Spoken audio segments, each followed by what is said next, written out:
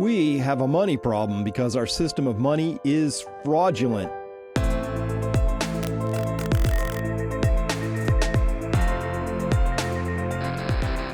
Hello, everyone. I am Dr. Chris Martinson. Today, we're going to be talking about how inflation is taxation. This is fundamentally a fraud committed on the people. And I'm going to talk about the hidden reason why the dollar is doomed. I'm going to reveal that. That is for subscribers in a later part of this. But let's begin with the front part of this. What is the definition of fraud? Well, it's the act of intentionally deceiving someone to obtain a benefit, such as money or property or services. Now, in our elected system of government, the way it's supposed to work, right, is that if or when your elected officials deem it necessary and in the national interest to take some of your money so they can spend it on something, well, they have to tax it. They pass a law is written, it's debated, then it's passed, I guess, over time. Now, the U.S. tax laws have morphed into a colossal pile of, of impossibly complex code, usually penned, not by actual congressmen or senators. It's by special interest lobbyists. And as distasteful and as embarrassing bloated as the tax code has become, and by the way, that is the tax code. That's all of it printed out, 70,000+ pages. In fact, here it is stacked up. It's more than that, 74,000 pages in 2014. It's probably, I don't know how many more than that today. But you can see that it started at 400 pages in 1913, and it's morphed into something, okay? Now, as distasteful and as embarrassing bloated as the tax code has become, at least it's technically honest. But there's another tax the government operating in cahoots with the Federal Reserve that they levy on all of us, and this one is as fraudulent and as dishonest as they come. Inflation is that hidden tax. As Milton Friedman put it, inflation is a hidden government tax, and it's fraudulent as defined above, though we just defined it, right? Inflation is the process of taking your money's ability to buy things from you, but doing it deceitfully. Nobody votes for inflation. You can't vote it out of office. Nobody outside of the Federal Reserve and the banking system actually wants it. They do for reasons, but you don't. I know you don't. Now, in his confirmation hearings recently, when discussing tariffs, Scott Bessent showed that he clearly understands the process. Let's see. Yeah, he said during a Saturday interview with Larry Kudlow that tariffs can't be inflationary because if the price of one thing goes up, unless you give people more money, then they have less money to spend on other things. So there's no inflation. Quote, the inflation comes through either increasing the money supply or increasing the government spending. Okay, that's absolutely true. So let's turn now to our good friend, I don't know, but a real hero of mine, Milton Friedman, because he was so pithy and he had such a great way of explaining things. Here he is explaining the process of inflation to us all. Inflation is the most destructive disease known to modern societies. There is nothing which will destroy a society so thoroughly and so fully as letting inflation run riot.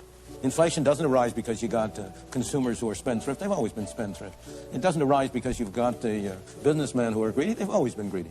Inflation arises because we as citizens have been asking you as politicians to perform an impossible task. We've been asking you to spend somebody else's money on us, but not to spend our money on anybody else. Everybody talks against inflation, but what he means is that he wants the prices of the things he sells to go up and the prices of the things he buys to go down. The real tax on the American people is not what you label taxes. It's total spending. If Congress spends $50 billion more than it takes in, if government spends $50 billion, who do you suppose pays that $50 billion? Of course. The Arab sheiks aren't paying it. Santa Claus isn't paying it. The Tooth Fairy isn't paying it. You and I, as taxpayers, are paying it indirectly through hidden taxation. Hidden taxation. There it is. Thank you, Milton, for putting that down. And that's what Scott Bessent is talking about here. Now, this is where the story gets a little bit awkward. Now, this alone, just that statement, inflation comes through either increasing the money supply or increasing the government spending. This has been well known, or ought to be well known. It's been well known through history. Currently, a lot of people don't actually know this. And unfortunately, many of those people are in Congress or the U.S. Senate. This statement alone places Scott Bessent well above the average congressman or U.S. senator. Actually, practically in a league all his own. A few other people. You've got Thomas Massey in there, Ron Johnson, Rand Paul. There's a few, and perhaps a few others, but I guess they were going to remain silent about all that right now for some reason. Thomas Massey recently wrote about the omnibus spending bill. He said, what many of my colleagues fail to realize is that that bill is the tax bill. It's just spending. $2 trillion is deficit spending, but it is the tax bill. All money spent by government is money that will eventually be taken from people, regardless of whether it's collected through income tax, tariffs, or corporate tax fees, or inflation. This inflation part is not well talked about. You have to understand it because this is going to be the stone cold retirement killer. It's a portfolio killer. We have to have an honest conversation about it because there's a lot more inflation coming, and I'm going to show you why. To begin this story, though, remember Scott Bessent? He said, well, that first point he said about money supply increasing. There's two ways inflation goes up, right? Money supply increasing or the government spending what money it doesn't have. Now, the Federal Reserve, in cahoots with the banking system, they have massively increased the money supply. We call that M2. This is from the Federal Reserve right here. This they used COVID as the reason for really ramping this up. But that green dotted line down here, and I'll get my little laser pointer, this was already inflationary. We've been experiencing lots and lots of steady inflation. That's what the Fed wants. They like it. And that was already inflationary, but then they used COVID, an enormously overhyped pandemic, which really didn't affect most people hardly at all, just the elderly and those with comorbidities, as we know. They used that as a justification for massively increasing the money supply, which is in that green circle. That's extra inflationary, okay? All right, so now, if you want to know why everything's so expensive, this chart right here, this gets you most of the way there. The already inflationary expansion of money, it was supercharged, and now it's double extra supercharged, right? And now, wouldn't you know it, the well-connected and Wall Street, they're somehow already completely addicted to having that amount of surplus funds sloshing around. So guess what? That's the new normal. They don't know how to undo that. These things ratchet up always. Now, the inflation that has resulted from the COVID emergency has already been enormously destructive to the lower economic classes, right? And to younger generations, right? Who start in life as economic heads of households and completely hobbled right out of the gate. Now, the second reason given by Bessent concerned government deficit spending. Okay, that's the second reason.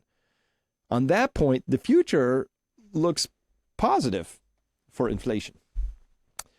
That's another $25 trillion of additional federal debt, which will add to the other $35 trillion, bringing the entire smoking pile to $60 trillion of U.S. government debt by 2034.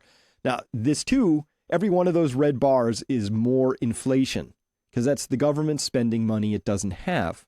This isn't really a complicated topic, but we ought to be having a fairly nuanced conversation, which is like, okay, U.S. government, you've decided to saddle future generations and all of us with enormous amounts of future inflation. Can we talk about it? Like, why is that the plan? Why is this the best way to go about doing what we want to do? You know what? Gold and silver are my top choices to protect my wealth against inflation and economic instability. Now, with all the monetary debasement and all these geopolitical risks going on, hedging your wealth has never been more important. I recommend that everybody own some gold and silver, physical, in your hot little hands. But what if you want to hold it elsewhere? Goldcore is an excellent choice and will rapidly and securely deliver physical gold and silver to your doorstep. But Goldcore also lets you buy and store your gold and silver in high security vaults in places like Switzerland or Singapore or the US at your choice. And for all of my followers, Goldcore will provide your first 6 months of storage for free.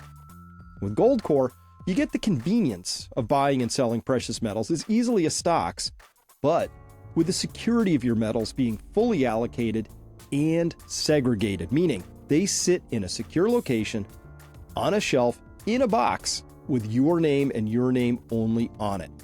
Now, unlike your stocks, where you are actually a subordinated security entitlement claimant, something we learned during our Great Taking series, You are the one and only named owner of your metals. But just like stocks, you can still sell your metals instantly at market prices without any unnecessary delays. Need liquidity? Goldcore gives you immediate access to cash. But if you prefer physical delivery, getting them shipped to you is a mouse click away. Goldcore offers a range of investment options from gold and silver coins and bars to self-directed IRAs. Again, all with fully segregated and secure storage. Take control of your financial future today with Goldcore, where investing in precious metals has never been easier, more secure, or more transparent. Remember, Peak Prosperity followers get 6 months of free storage. So sign up now at peak.fan/goldcore to secure your 6 months of free storage. Again, that's peak.fan/goldcore. This is, of course, starting to really show up in its, as Milton said, it's socially destructive, right? And so now I think this young woman is kind of channeling for her entire generation when they've started to detect this overall inflation scam. And this is in the context of her and other people of her age getting exposed to a Chinese app, a Red Note, which allows them to see into other people's lives in other countries in an unfiltered way. Hopefully, probably there's some propaganda written in there, but at least they're seeing how other people live. Here's how it's landing on this young woman. I stay for this because I've reached the part in this whole class consciousness part where I'm just filled with the most impotent rage and I'm talking that white hot, I need to sink my teeth into something and scream kind of rage. Because what do you mean that it never had to be this hard for us? What do you mean in other countries they don't have to spend 20% of their paycheck on groceries? What do you mean in other countries everyone can own homes because they're not paying $2,000 a month in rent, or that their mortgages aren't their entire paycheck? What do you mean that people in China work one job and they don't even work 40 hours and they can easily afford their life? And then I'm over here working 60 hours a week, just me as a single parent, to barely make ends meet, and I'm penny pinching every single second, and there's so much of life that my kid misses out on and that I miss out on because of money and work and no social support net. Yeah, and it carries on. It's tragic. It's tragic. Let me be absolutely clear. The policies of the Federal Reserve, the banking system, and the U.S. government elected representatives, right? We can have discussions about our election system at some point, are conspiring to ruin the lives of young people. And any culture that treats its sick, that treats its young, that treats its next generation with the level of sheer contempt that has been levied upon them by the money keepers of the system, it's beyond description. It's horrifying. It's evil. It's not good. Okay, those are to put some judgments on it. But it's just a process, and I'm here to, we'll cast judgment on it later. I just want to make sure that we're very clear on the process. Inflation isn't some mysterious thing that arises out of the miasma of some swamp we've never seen before and we don't know what it is. It's an act of policy. The Fed has already told us that they want this woman to experience 2% inflation, which means any savings she might put in a coffee can in her backyard will lose half its value every 35 years. Now, who granted the Federal Reserve the right to say, you know what? We as an organization are going to tax you half your savings every 35 years. Now, if they get it a little wrong and it's 5% inflation, that's taxing half your savings every 14 years. Who gave them that right? Nobody, obviously, but this is where we are. This is the system, and you need to understand that system so that you can begin to navigate it and make the most out of your future. Because if you don't see it coming, you don't know what's happening, you just get crushed. And that's what's happened to this lady here. Now, editorially, I guess while I'm on editorializing, for these reasons right here, you'd think that progressives would be all over this issue, the issue of inflation, but they're almost perfectly silent on the matter.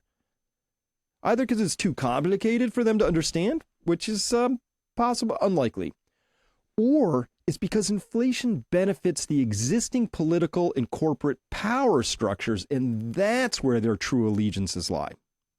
I think it's probably that. In other words, when you hear a progressive prattle on about caring about the disadvantaged or the poor, while ignoring inflation or talking about the banks or the Federal Reserve, you are free to classify them as either ignorant or duplicitous. Okay. Irritatingly, or increasingly infuriatingly, the U.S. government Department of Labor Statistics, or the BLS, putting the L, the lie in the BLS, they gaslight us each month with their supposed inflation measurement reported as the CPI. Now, for a variety of reasons, ranging from wanting to minimize Social Security cost of living adjustments or COLAs, to helping hide political leadership's inability to govern properly, the government is strongly incentivized to lie about the true rate of inflation. Now, remember, if you show me the incentive, I'll show you the outcome. The BLS is incentivized to lie about inflation. The outcome is we get lies about inflation. Here's the latest from December of 2024. I mean, each month it's a new set of inflation whoppers from the BLS, who is supposed to faithfully and accurately track these things. But these fictions right here then get presented to us by a very unquestioning, very compliant mainstream media as if this were gospel itself. Oh, look, inflation was only up 2.9% year over year, according to the BLS. But anybody with any real world experience at all can immediately tell you that these are lies. And these lies must be approaching some sort of escape velocity by now, we hope. Because really, highlighted in green, food is up 2.5% year over year. Food at home, 1.8%. Really? Seriously. With a straight face, the BLS is telling us that groceries are up 1.8% over the past year. Because that's what the food at home means. Groceries up 1.8%. Now, anybody who does the shopping knows that this is a complete crock, right? In restaurants are up 3.6%. I'm going to have to bring this BLS table down to our local eatery and ask them why fish and chips for two with a non-alcoholic drink for each is $70 now when last year it was $50, because that doesn't feel 3.6%-y to me. Or maybe the BLS would like to help us try and negotiate with Carl Jr.'s to get the cost of 2 burgers and fries back down to something a little more affordable than $35.68. When did a couple of burgers and fries cost more than $35? And let's not forget that shrinkflation is part of this story too. We note that a Big Mac went from 50 cents to $8 and lost 40% of its size along the way from 1980 to 2024. So I think they never account for shrinkflation appropriately either in the BLS methods. Or how about medical care? They say is up 3.4% over the past year when everybody's health insurance premiums went up by minimum double digits. Mine 14% last year, while their deductibles wormed their way higher. That's medical shrinkflation. That's like your burger getting smaller. Oh, your deductibles are larger. You have to spend more money before we kick in. That's medical shrinkflation by expanding the deductible, if I didn't mangle that too badly. Hopefully you get what I mean. All right. Now, obviously, these are all pure BLS fictions. Now, inflation all by itself is a very destructive thing. It ruins hopes, it ruins dreams and lives, like you saw from that poor single mother there, and is most punishing on those who can afford it the least. And we've known that for a long time. But hey, the Federal Reserve likes it, and your politicians, by and large, love it too. So here we are. But it gets worse. Remember, as Thomas Sowell said quite pithily, there's nothing so good that politicians can't make it bad, and nothing so bad that politicians can't make it worse. Thank you, Thomas, for saying in a single sentence what it would have taken me a whole paragraph or two to say. All right, now, here's the thing. Inflation is actually a double tax when it comes to your investments and to your portfolio. Inflation acts as both a tax and a tax upon a tax. Now, what do I mean by that? Well, first, inflation is the single biggest tax on investments and retirements, vastly outstripping the predation of ordinary income and gains taxes. So, for example, if your portfolio gained 10%, but inflation was 5%, then fully half of your gains were confiscated by inflation, the inflation tax.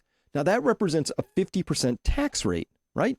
Your portfolio went up 10%, but half of it got eviscerated, taken by inflation. That's a 50% tax rate. Now, I should point out that's a vastly higher rate than the long-term capital gains tax rate of 20%, right? I mean, that just hopefully makes a lot of sense there. Now, if you put your money instead into something safe like U.S. Treasuries yielding, say, 4%, but inflation was actually 5%, then your effective tax rate was 120%. You lost money. Your wealth went backwards. And I know, just to add a little insult to that injury, you still have to pay federal taxes on the 4% interest income you gained, right? So my view here is very simply that all investment gains should be inflation adjusted before taxes are calculated, because if not, the government is double taxing the same money twice, right? First, there's the inflation tax, which is eating away at the purchasing power of our savings and our investments, right? That's a straight up tax. We've already established that, hidden though it might be. And again, this tax comes as a result, a direct result of the government spending money it doesn't have, which the Fed and the relating banking cartel are only too happy to manufacture out of thin air to lend to the government for a hefty fee, of course, the interest costs. Hey, that's the banking scam. Profitable line of business. Good work if you can get it. But second, there are the capital gains taxes we pay when we sell the investments. And after deducting the inflation portion, the remainder, that represents legitimate capital gains. And that's the only part the government can legitimately lay claim to. And even there, we have some questions and concerns. Now, this logic of deducting inflation before calculating taxes should apply to every asset class. That includes real estate, stocks, Bitcoin, bonds, anything you can think of, right? And if the government doesn't like inflation reducing its haul, well, then it will be properly incentivized to stop creating so much inflation. For the government to double tax its citizens on the inflation and the gains is both immoral and unfair. And by the way, it incentivizes the government to do more of the thing that it's doing. So here's my conclusion. Inflation, it's going to get a lot worse. You need to be prepared for that. You really ought to have a very strong plan for that. And I'm not talking the 3% people thing. You should be planning on 5 to 7% inflation. Now, that comes from a simple observation, right? The government's going to deficit spend another $25 trillion over the next 10 years, right? And that's without factoring in the likelihood of a recession or a war or anything like that. Those are extra, right? Those cost extra. The process of printing money out of thin air, or the government printing money it doesn't have, right? Those are both acts of fraud, right? Both are underhanded ways of taking money that you already earned and stealing some of its ability to buy you things. Any money system predicated upon fraud is one that encourages corruption, right? And we're humans, so we respond to incentives. If we're in a system built upon fraud, there's literally a disincentive to act honestly. You will be punished. The problem is obvious. Fraudulent systems cannot persist. They end up consuming themselves. They leave a trail of wreckage. But that's not even my biggest concern in this story. For that, we have to turn now to the math problem that's lurking at the heart of our system of money. It's completely obvious once you see it, so that, once you do, you can't unsee it. And very few see this, and it's a testament. It's a testament, I think, either to the power of self-delusion or maybe to the power of evidence of poor educational systems. I don't know, maybe a combination of both. But here's my prediction for the future. How is our nation going to go bankrupt? Well, slowly, then all at once. All right, now we're going to turn to part 2. We have to talk about the hidden reason the dollar is doomed. I'm going to reveal that. And once we talk about that, I think it becomes obvious what the implications are and some of the steps you're going to need to take in order to avoid the worst of that. With that, thanks very much for listening. I am Dr. Chris Martenson of Peak Prosperity. Come on by, become a subscriber if you want to see the rest of this story and or to become part of our amazing tribe of free-thinking people talking about reality. Until next time, bye for now.